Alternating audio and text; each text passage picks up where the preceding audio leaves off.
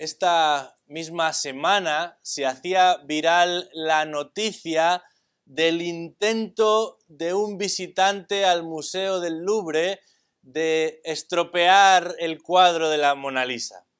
Y muchos de los periódicos y aún de los noticieros han reproducido la imagen de ese helado que cubre la cristalera que a su vez protege el cuadro. En realidad, lo único afectado fue la cristalera, porque hace años ya que alguien intentó lanzar un café y no sabemos si el guarda de seguridad se lanzó como en las películas tratando de defender ese cuadro, pero lo que está claro es que no terminó de estropearlo. Y sin duda resulta curioso ese interés por parte de algunos de destruir lo que se considera uno de los cuadros más famosos del mundo, más conocidos del mundo. No es que sea el más importante en realidad, pero probablemente sí es el más conocido. Aunque la mayoría de personas desconoce dónde se conserva, quién lo pintó, cuándo lo pintó y sobre todo quién es la persona que sale ahí en ese cuadro, a quién pintaron. Con el pasaje que vamos a estar estudiando en esta mañana sucede algo parecido. Es tan popular que tiene hasta su propia entrada en la Wikipedia. El mismísimo Gandhi, todo un icono pacifista, apelaría a este pasaje para proponer toda su teoría política. Y aún en ámbitos cristianos se va a utilizar para defender diferentes posicionamientos con respecto a la sociedad. Pero igual que sucede con el famoso cuadro de la Mona Lisa, la mayoría no sabe dónde se encuentra enmarcado este pasaje, ni cuál es su propósito, y si nos descuidamos, tampoco muchos realmente conocen que Jesús fue quien lo dijo. Os invito a abrir vuestras Biblias al Evangelio de Mateo, capítulo 5, y vamos a leer los versículos del 38 al 42. Mateo 5, versículo 38. Dice así la palabra de Dios. Habéis oído que se dijo ojo por ojo y diente por diente. Pero yo os digo, no resistáis al que es malo. Antes bien, a cualquiera que te abofetee en la mejilla derecha, vuélvele también la otra. Y al que quiera ponerte pleito y quitarte la túnica, déjale también la capa. Y cualquiera que te obligue a ir una milla, ve con él 2. Al que te pida, dale. Y al que desee pedirte prestado, no le vuelvas la espalda. Hasta aquí nuestra lectura de la palabra de Dios. En este pasaje se nos describen dos maneras de responder a la ofensa. Dos maneras de reaccionar ante la ofensa, pero solamente una de ellas va a ser aceptable para los hijos de Dios. Seguimos estudiando el Sermón del Monte y en este caso vamos a ser nosotros los que continuamos escalando la montaña. Y nos encontramos con el quinto de los 6 puertos que van a describir lo que Jesús está tratando de explicar a sus discípulos. El quinto de los elementos que Jesús va a utilizar para explicar a sus discípulos cuál es ese estándar de justicia que caracteriza al reino de Dios. Y para ello empleará una vez más ese mismo esquema, esa misma fórmula. Oísteis que fue dicho, pero yo os digo. Y no es que Jesús se está oponiendo a la ley del Antiguo Testamento, porque esa ley del Antiguo Testamento había sido establecida por Dios mismo. Esa ley del Antiguo Testamento dada por Dios tenía dos objetivos primordiales. Y Jesús va a amplificar su concepción. Pero por un lado, esa ley había sido dada para evitar el mal. Algo tan simple como eso, evitar el mal. Por eso no solo se incluía lo que no debían hacer, sino también cuáles serían las consecuencias si llegaban a desobedecer. De manera que algunos de esos castigos resultaban muy severos, verdaderamente severos. Y ese era precisamente el punto, que las personas conociesen la ley, estuviesen informadas y supiesen que transgredir, que desobedecer la ley tendría grandes consecuencias. De esa forma, tratarían de no hacerlo. Ante la gravedad de las consecuencias, las personas se cuidarían de incumplir la ley. De manera que la ley, por un lado, fue dada para evitar el mal, pero también para cuantificarlo, para clasificarlo, para medirlo, para confirmarlo, para mostrarles su condición de pecadores, para que supieran realmente cuál era el estado de necesidad en el que se encontraban. Es por eso que Pablo, en su epístola a los Romanos, escribe que es por medio de la ley que viene el conocimiento de pecado. Por un lado, sabemos lo que no deberíamos hacer, pero por otro lado, cuando lo hemos hecho, sabemos también que somos culpables. Sin embargo, el Hijo de Dios, Jesucristo, el Dios hombre, ha venido al mundo. Y lo ha hecho no solamente para que el mundo sea salvo por él, sino también para anunciar la instauración de un reino, el suyo, un reino en el que la realidad es distinta a la de todos los demás. Ese reino se diferencia de lo que sucede con todos los reinos de este mundo, particularmente en un punto, y es que en ese reino sí impera lo que es justo. De manera que las leyes ya no solamente existen para evitar lo malo o clasificar lo malo, porque los súbditos del rey no solamente buscan no hacer lo malo, sino que con todo su interés, con todo su estímulo, con toda su energía, pretenden aquello que es bueno. De manera que Jesús una y otra vez está poniendo ejemplos de normas dadas que fueron dadas para evitar que el pueblo desobedeciera y sin embargo, tristemente, en lugar de evitar que el pueblo desobedeciera, han sido tan manipuladas, han sido tan tergiversadas, han sido tan torcidas que en realidad están pecando a la hora de aplicar las leyes. Aquello que había sido dado para evitar el mal está siendo utilizado para obrar el mal. Y es por eso que Jesús va a emplear cada una de estas 6 leyes como motivo, como imagen de lo que no debería ser su reino y de lo que sí debería ser su reino. Y todas ellas tienen algo en común, y es que están enfrascadas en aquello que llamamos el ámbito relacional, en las relaciones que unos tienen para con otros. Y es que en las relaciones con los demás, aun en lo privado de la mente y corazón, los súbditos de este rey no solamente no son malos, sino que han de ser proyectores de sal y de luz. Y estudiábamos en el pasado que esa sal lo que pretende es conservar aquello que es bueno, y esa luz lo que pretende es traer claridad a donde está simplemente reinando la oscuridad. A lo largo de estos versículos hemos visto que Jesús ha presentado una serie de áreas en las que sus seguidores no solamente no van a hacer lo malo exteriormente, sino que van a hacer lo bueno tanto interiormente como exteriormente. Y el maestro continúa una vez más hablando de relaciones, porque ¿qué mejor terreno que el de las relaciones para confirmar que nuestro vehículo espiritual progresa? En el garaje todo se ve muy bien, ¿verdad? Pero solamente circulando además por distintas superficies, sabremos si realmente nuestro vehículo está preparado para esa circulación y podremos tener claras cuáles son las verdaderas prestaciones, aquello que puede y que no puede hacer.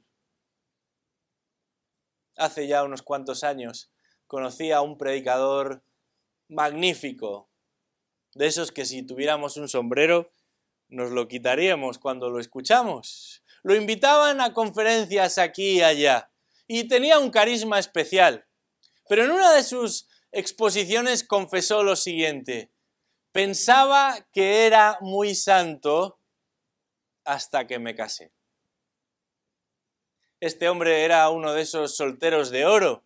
Despertaba la admiración de sus conocidos y no tan conocidos, y todos destacaban la piedad que le caracterizaba. La gente decía, ¡qué santo es! Él se decía a sí mismo, ¡qué santo soy! Hasta que comenzó a convivir 24 horas al día, 7 días a la semana, con alguien que le tenía muy de cerca, su esposa. Y entendió que toda esa santidad que podía mantener durante el tiempo que estaba con los demás era insostenible cuando tenía que relacionarse todo el tiempo con alguien que le observaba.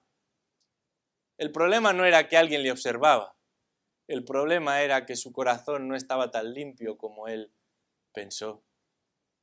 A través de cómo nos relacionamos con los demás, tenemos la oportunidad de probar quiénes somos. Y Jesús les está tratando de hacer entender a sus súbditos que su reino no solamente puede permitirse el que no se haga lo malo, sino que ha de ser un lugar en el que en toda situación se procura siempre el bien. Y sin embargo, en relación a los ejemplos anteriores, este pasaje nos propone un escenario distinto, porque ya no es algo que nosotros hemos decidido hacer, sino que es algo que se va a demandar de nosotros. Esto que Jesús va a poner por delante va a ser algo que nos encontramos, algo que se nos hace a nosotros. No llevamos la iniciativa, solamente tenemos la capacidad de responder. Y en ese responder hemos de procurar no solamente lo que nos apetece o lo que nos pide el cuerpo, sino aquello que es justo. Y lo primero que nos encontramos aquí es con la reacción prevista, versículo 38. La reacción prevista, dice ahí, habéis oído que se dijo ojo por ojo y diente por diente. Esto lo hemos escuchado seguro en más de una, de dos y de tres ocasiones. Y sobre todo en un contexto de venganza, ¿verdad? De querer saciar aquello que realmente nos preocupa, nos afecta y nos han provocado. Esta cita formaba parte de la llamada ley del talión. Y aunque era un principio que circulaba por códigos antiguos, está presente ya en el llamado Código de Hammurabi, que fue rescatado en la Mesopotamia unos 1750 años antes de Cristo.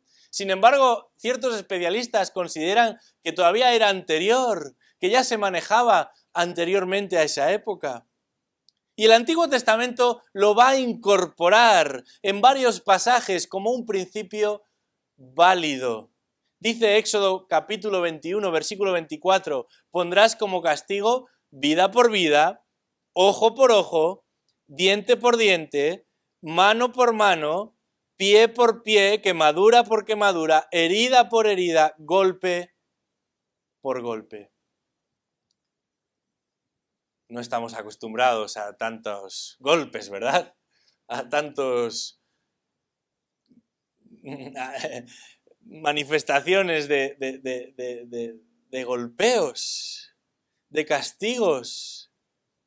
Y algunos pueden pensar que esto es una puerta abierta para la venganza. Pero el objetivo de esta norma es precisamente controlar la venganza, evitar la venganza. Vamos por un momento al capítulo 4 de Génesis, porque en un contexto similar es donde se va a ofrecer este principio. Génesis 4, versículo 23 y 24.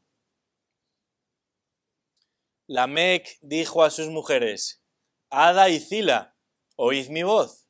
Mujeres de Lamec, prestad oído a mis palabras, pues he dado muerte a un hombre por haberme herido y a un muchacho por haberme pegado. Si 7 veces es vengado Caín, entonces Lamec lo será 70 veces 7. Cuando comparamos un pasaje con el otro, ya no nos parece tan grave el primero. Es más, nos parece hasta, bueno, lo mínimo que hay que hacer al lado de lo que este Lamec está diciendo aquí. Esta era la realidad de muchos. Y en ese contexto donde primaba la ley del más fuerte o del más vengativo, este principio que la palabra de Dios va también a introducir, trataba de mantener el equilibrio. El equilibrio no solo para que nadie se excediese en su reacción, como este que si le golpean acaba con la vida, y si es afligido una vez será vengado 70 veces 7. No solo pretende frenar que las reacciones ante el mal recibido fueran excesivas, sino mucho más antes de ese momento, que el que tuviera la más mínima intención de propiciar el mal al prójimo supiese a qué se enfrentaba si llevaba a cabo tal acción. Por eso es tan fácil de recordar: ojo por ojo, diente por diente. Pero por otro lado, esto no era una patente de corso para responder de manera unilateral a la humillación o a la ofensa recibida. Un tribunal debía administrar ese castigo y lo debía hacer después de haber juzgado el caso. Uno en ningún caso estaba legitimado para buscar la venganza por sí mismo. Esta era la reacción prevista a la ofensa o a la humillación de otro. Pero aquí nos encontramos con Jesús, un Jesús que se dirige a sus discípulos y va a incluir este apartado dentro de su instrucción, porque una vez más, tanto los fariseos como los escribas, como los maestros de la ley, habían vuelto a desfigurar la norma, el principio, y lo habían hecho para introducir, cómo no, un sistema en el que uno siempre se saliese con la suya. En este caso, en ocasiones, ante la ofensa, alguien podía pagar y verse librado de ningún tipo de consecuencia, de manera que los que tenían más recursos podían ofender sin ningún problema porque siempre saldrían impunes. Con una tasa uno se vería libre de cualquier otra consecuencia. Pero además, eso no quedaba ahí. Los fariseos y los escribas defendían que ya no era necesario apelar a un tribunal para juzgar el caso. A menos que se produjese un asesinato, los vecinos podían vengarse unos de otros si así lo consideraban oportuno.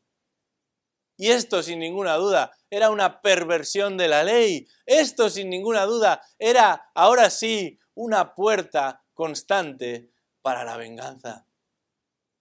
La idea original era evitar el mal, y si éste se producía, evitar la venganza. Pero la reacción prevista se había manipulado, se había tergiversado, se había devaluado. Y es por eso que Jesús tiene que intervenir y va a incluir este principio como uno de los principios que a los ojos de un súbdito del rey no se pueden tolerar. Es por eso que Jesús va a presentarles una vía distinta. Y podemos llamarle a esta vía distinta la reacción propuesta.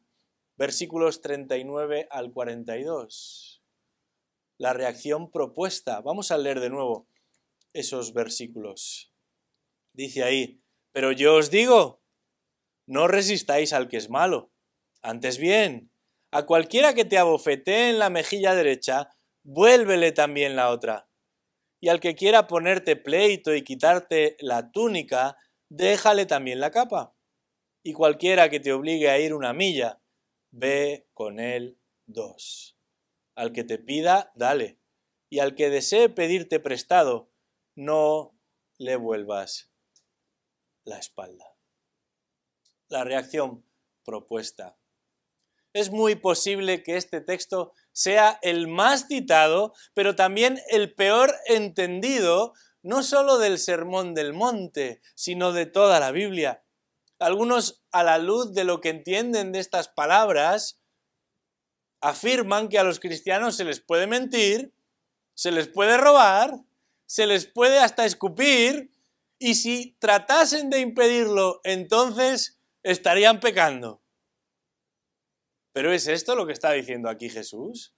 ¿Es esto lo que significan estas palabras? Hace unos 220 años nacía en Francia un personaje muy peculiar, un hombre verdaderamente singular. Se llamaba Alejandro Dumas y ha escrito algunas de las mejores novelas que jamás se hayan escrito, entre ellas y probablemente la más conocida sea la de los Tres Mosqueteros. Algunos escritores proyectan en sus novelas las vidas que no pudieron vivir, pero este no es el caso de Dumas. Su vida estuvo tan plagada de aventuras como sus escritos. Y no solamente de aventuras, también de duelos. Y no me refiero a lo que llamamos duelo cuando lloramos la pérdida de un ser querido. Me refiero a un duelo con mayúscula, a un duelo de honor, duelos a espada, duelos con pistola. Fueron tantos que sus biógrafos no han sido capaces de constatar el número exacto de duelos que este hombre llegó a realizar. Cuando se sentía atacado, cuando percibía que su honor estaba siendo mancillado, no tardaba mucho en retar a un duelo a su ofensor. Y varias veces estuvo a punto de perder la vida. De hecho, no se explica que llegase hasta casi los 70 años de edad. Pero cuando estudiamos esa época en aquel lugar, nos damos cuenta de que lo de Dumas no era una excepción. Se ve que era bastante común observar este tipo de enfrentamientos que buscaban defender el honor de uno ante la ofensa. Y si eso era habitual en la Francia del siglo XIX, ¿cuánto más en aquella Palestina de la época en la que vivió Jesús? Aquella, por encima de cualquier otra, era una cultura del honor. Tanto es así que incluso el Antiguo Testamento incluía bastantes leyes específicas cuyo objetivo, cuya finalidad era la de preservar el honor y el nombre de los ciudadanos. Y en estos versículos que acabamos de leer, nos encontramos con un Jesús dibujando escenarios en los que una y otra vez el honor de una persona está siendo violentado. 4 situaciones, hasta 4 situaciones muy concretas en las que la reacción de aquel que sufriese esta humillación en aquella época y cultura del honor no se harían esperar. Y sin embargo, Jesús va a enseñar a sus seguidores que la venganza puede que sea muy popular, puede que para la mayoría tenga todo el sentido del mundo, pero no para el cristiano. Para el discípulo de Jesús, para el súbdito del rey, la venganza nunca es una opción.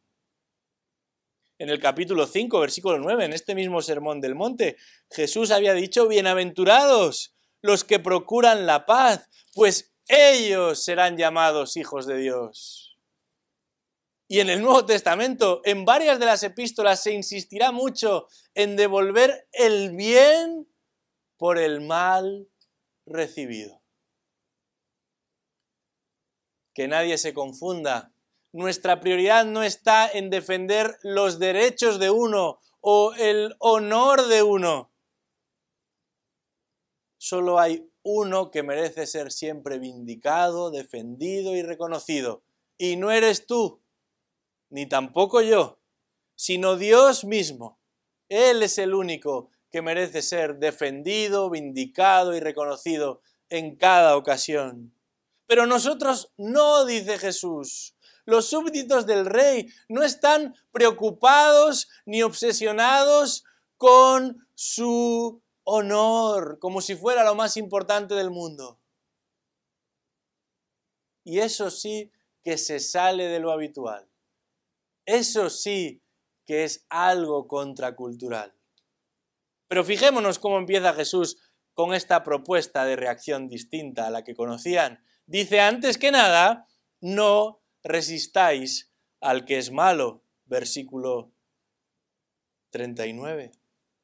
Y la palabra resistir tiene que ver con contener, con frenar, con detener. Y sin lugar a dudas, es un principio que aplica al individuo, porque Jesús está hablando a individuos, no a gobiernos, no a instituciones, está hablando a individuos. Somos llamados en la Escritura a resistir al diablo, a no asumir sus prácticas, a no aceptar sus intereses, a no incorporar sus formas. Pero lo que Jesús está diciendo aquí es que a diferencia de lo que sugieren y enseñan los escribas, ante el malo no tenemos derecho a tomarnos la justicia por nuestra mano. El cristiano no puede llevar a un pequeño sheriff dentro de sí. En esas películas del oeste vemos que algunos de estos sheriffs viajan de un lugar a otro, persiguiendo a aquellos que están en esos carteles tan sugerentes, ¿verdad? Por los que si se entrega al que ahí aparece uno recibirá una recompensa. El cristiano no es un cazarrecompensas, ni tampoco un defensor del honor. Y para que esto quede bien grabado en sus mentes, les va a plantear 4 escenarios. 4 situaciones en las que lo normal sería reaccionar ante la ofensa, resistir y no solo resistir, sino eliminar, aplastar, destruir al ofensor. Y estos 4 escenarios tienen un fuerte componente cultural. Y aprovecho la ocasión, es un buen recordatorio, porque si leemos el texto como leyéramos el periódico de esta mañana, probablemente no captaríamos nada de lo que Jesús está diciendo aquí. Y ese es el problema de muchos que utilizan estos pasajes tan conocidos y tratan de emplearlos a su antojo. Hay un contexto cultural. Esto fue escrito hace aproximadamente 2000 años. Y lo que sucede en esa cultura es muy distinto a lo que sucede en nuestra cultura. Y antes de aplicar un pasaje a nuestro tiempo, tenemos que entender su tiempo. Y antes de entender qué es lo que significa un pasaje para mí, tenemos que entender qué es lo que significó el pasaje para la audiencia original. Y antes de intentar aplicar y buscar una lectura práctica de un pasaje, tengo que entender cuál fue la intención del autor. No podemos leer la Biblia de otra manera. Si lo hacemos de otra manera, la Biblia puede significar lo que tú quieras, o lo que él quiera, o lo que ella quiera, o lo que cuantas personas se reúnan a hablar quieran. Pero la intención que nos preocupa y que nos ha de interesar es la de su autor. Y una vez que la conocemos, entonces sí, podemos aplicar el texto al contexto particular en el que nos encontremos. Y estos versículos son un claro ejemplo de manipulación. No se han empleado bien, porque no se han entendido bien, porque no se han leído bien. Así que no vamos a repetir en esta hora lo que muchos han hecho anteriormente, y vamos a prestar atención a qué es lo que quiere decir Jesús en su contexto y a su audiencia en particular. Empecemos por la primera situación que Jesús describe, versículo 39. A cualquiera que te abofetee en la mejilla derecha, vuélvele también la otra. En nuestra mente occidental, esto no parece más que una simple bofetada, ¿verdad? A veces los niños se pelean, y no tan niños, pero en los patios de los colegios se producen muchas peleas, ¿verdad? Y Algunos padres, cuando a un niño le han golpeado en una mejilla, ¿qué dicen? Normalmente no le dicen, vuélvele también la otra, ¿verdad? Le responden y le dicen, pégale tú más fuerte la próxima vez. Bueno, Jesús no está hablando simplemente de una pelea entre unos niños en el patio o unos adultos en la calle por cualquier situación que se haya producido. En aquella cultura, que te golpeasen en la mejilla y particularmente con la parte externa de la mano, resultaba un verdadero insulto.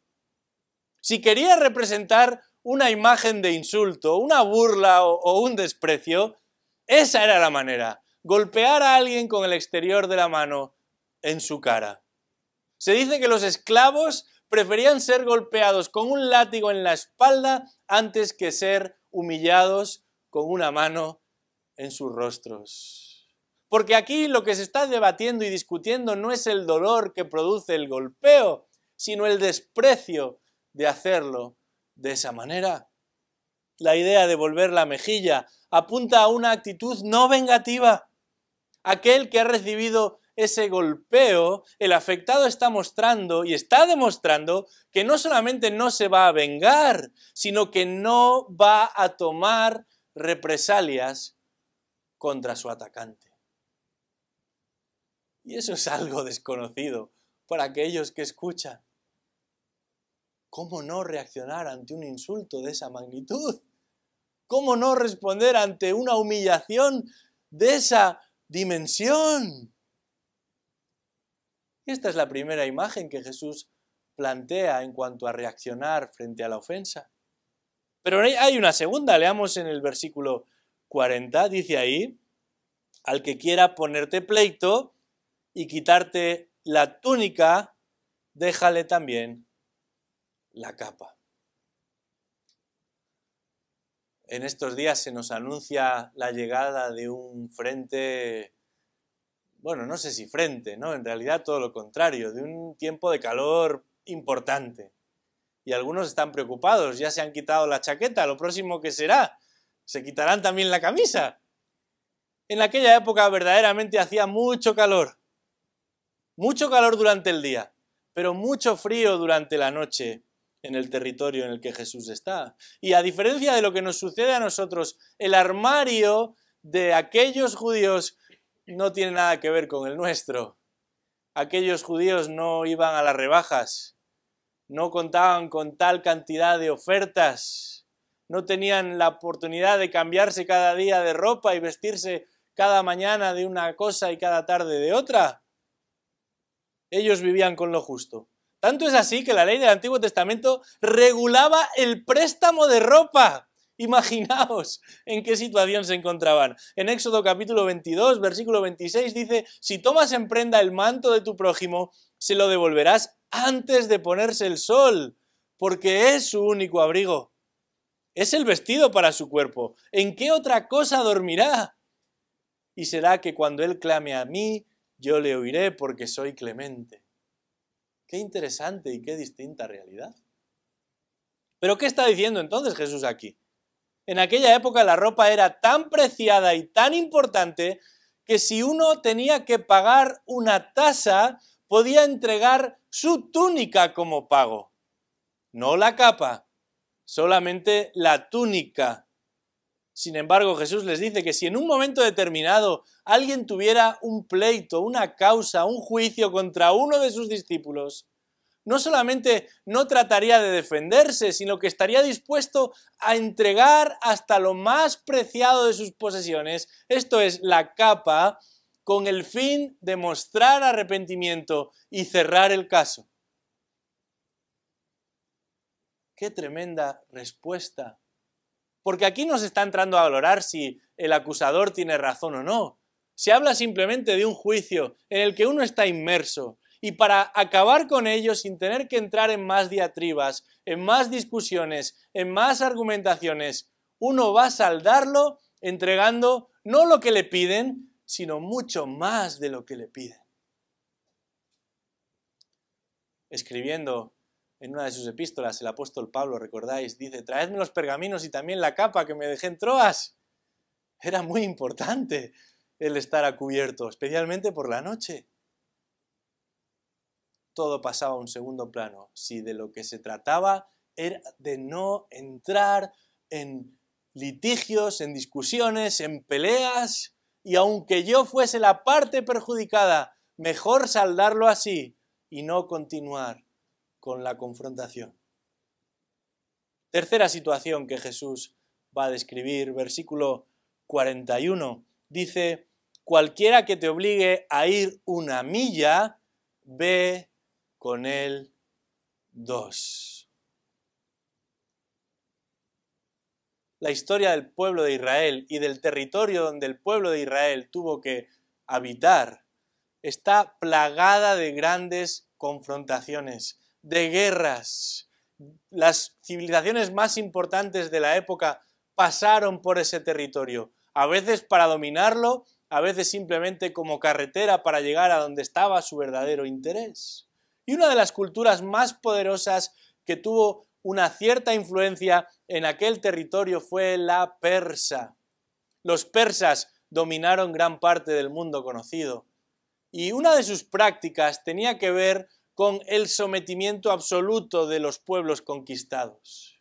Realmente despertaban el pavor entre aquellos que venían a ser esclavos y dominados. Cuando veían un soldado persa, no tenían más que hacer aquello que se les demandaba.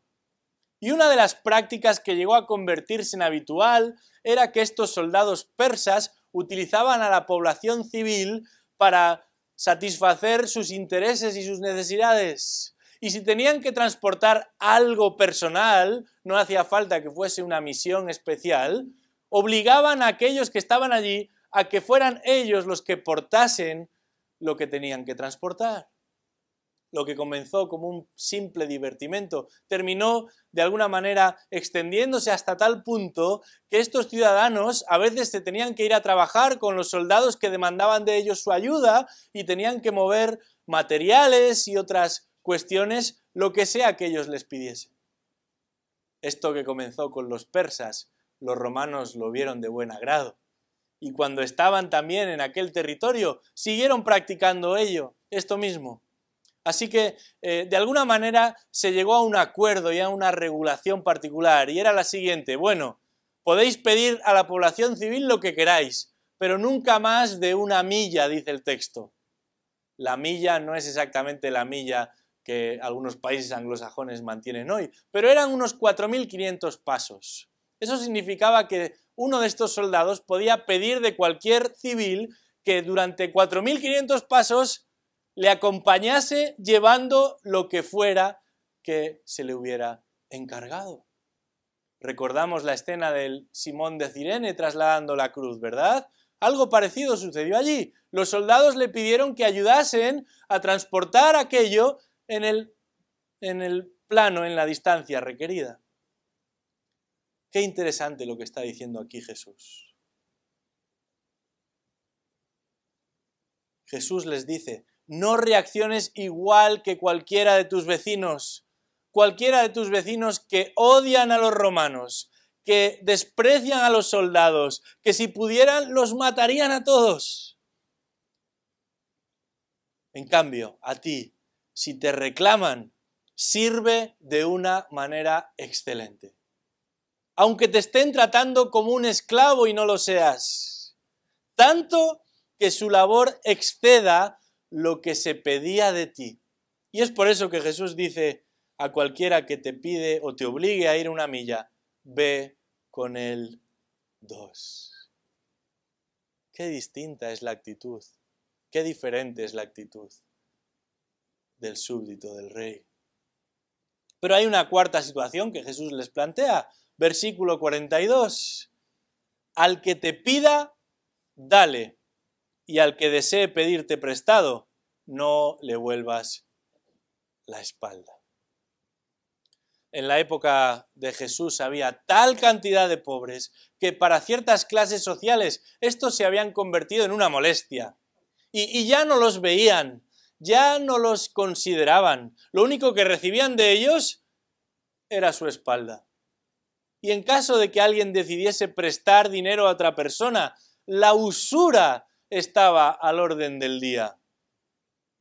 Alguien ha dicho, la idea no es que uno diese todo lo que tuviese para convertirte en uno más de los que piden, sino que en la medida de lo posible ayude a quien enfrenta una necesidad real. Y en una sociedad vengativa, egoísta como aquella, un mensaje como este rompe todas sus concepciones.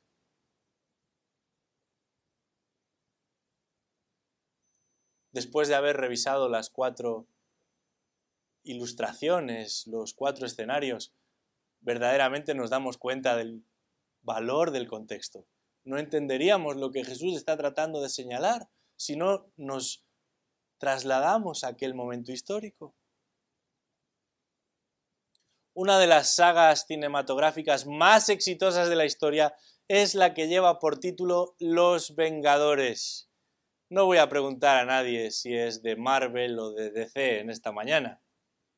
La última de las entregas es la película más taquillera de la historia. La cifra de lo recaudado es tan larga y tan difícil que no me atrevo a reproducirla en este momento. Esta historia, sin embargo, no es nueva, tiene su origen en un cómic publicado por primera vez en el año 1963. Y a lo largo de la trama son muchos los superhéroes que han formado parte de este equipo, de este grupo de Vengadores. Pero en la narración todos tienen algo en común y es muy distinto a la mayoría de estas historias. Y es que son masivamente aceptados por la ciudadanía, pero también por las instituciones.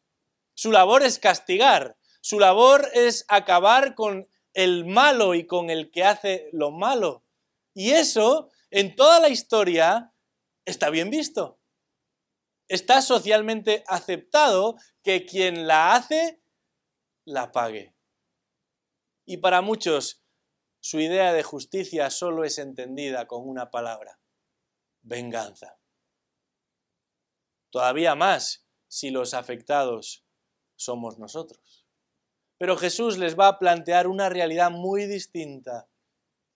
Algunos han empleado estos versículos para hablar de pacifismo, del no a la guerra, del dar de comer a los pobres. Y claro que estas cuestiones son importantes. Y habría que ver cuándo, cómo y por qué. Pero está claro lo que Jesús pretende aquí. Está dibujando un panorama de clara humillación, de absoluta humillación, totalmente ofensivo para quien lo sufre. Y ante esa humillación, ante esa ofensa, nadie nunca reaccionaría de la manera que Jesús describe. Y ese es verdaderamente el punto. Y es que el discípulo de Cristo no busca su propia gloria. No pelea por sus derechos como si no hubiera nada más importante que defender.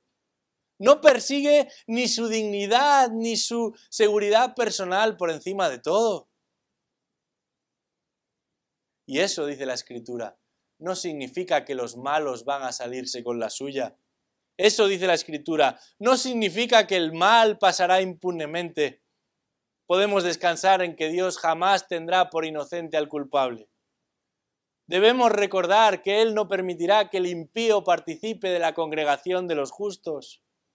La palabra de Dios dice: mía es la venganza, yo pagaré. Pero su juicio, a diferencia del nuestro, está desprovisto de arbitrariedad. No es resultado de victimismo, ni de orgullo, ni de habernos sentido heridos. Dice la Escritura que como cordero fue llevado al matadero. Angustiado, afligido, no abrió su boca ante sus trasquiladores.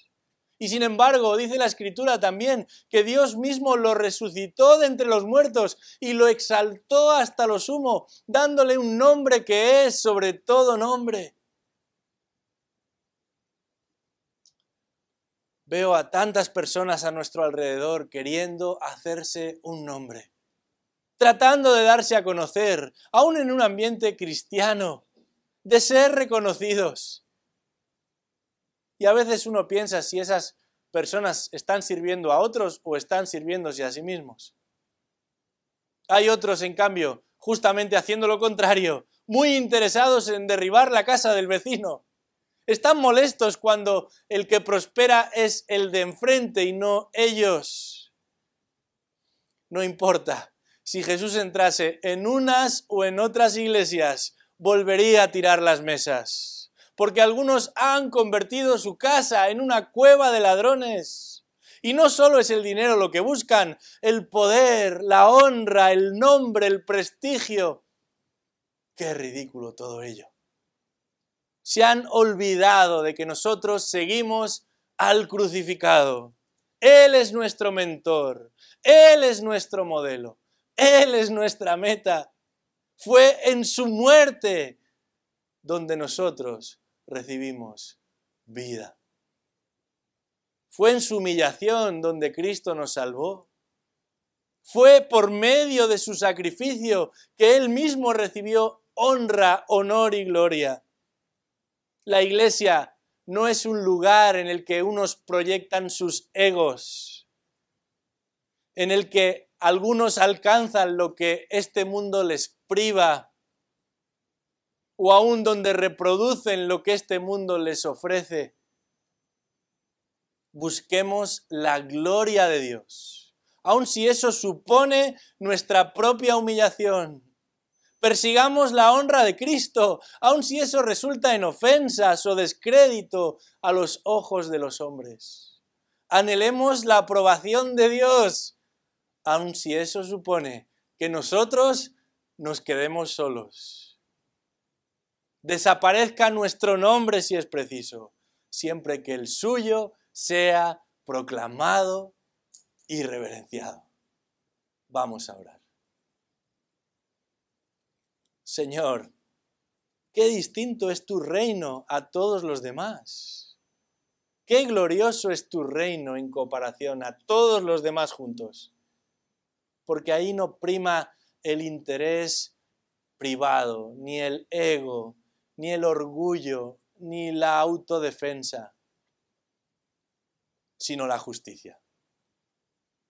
Permítenos, Señor, aún en este mundo caído y tantas veces difícil de transitar, que nuestra principal búsqueda e interés esté en tu gloria y no la nuestra. Ayúdanos a no conformarnos menos que la honra del Dios tres veces santo. Permítenos no despistarnos ni desviarnos.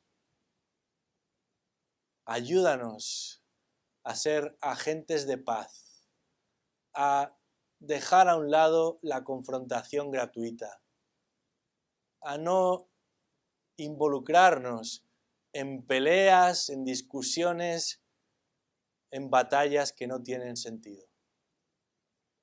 Y al mismo tiempo, permite que perseveremos en lo que es excelente, que permanezcamos firmes en la verdad, que batallemos con toda nuestra energía y toda nuestra alma por avanzar ese reino de buenas noticias. Queremos ser agentes de paz a tu servicio, que traen gloria y honra a tu nombre, aunque del nuestro no se acuerde nadie en este mundo.